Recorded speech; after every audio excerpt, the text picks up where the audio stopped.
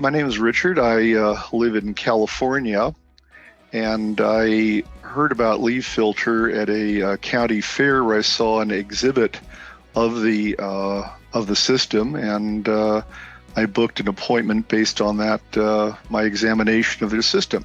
What I liked about it was I'd gotten a bid from one of the competitors a couple of years ago, and I was a little bit floored by the price, and also I didn't need my entire gutters replaced.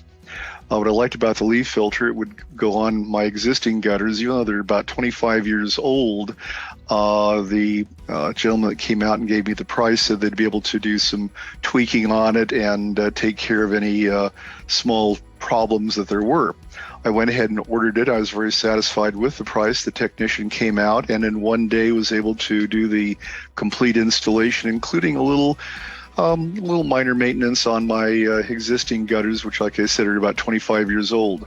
The house is 2 stories with multiple levels, and even though he did it in one day, he still had about 4 levels of gutters that he had to work on. So, but everything got done. He was finished in the day, and we haven't had any heavy rain yet, but I'm looking forward to it.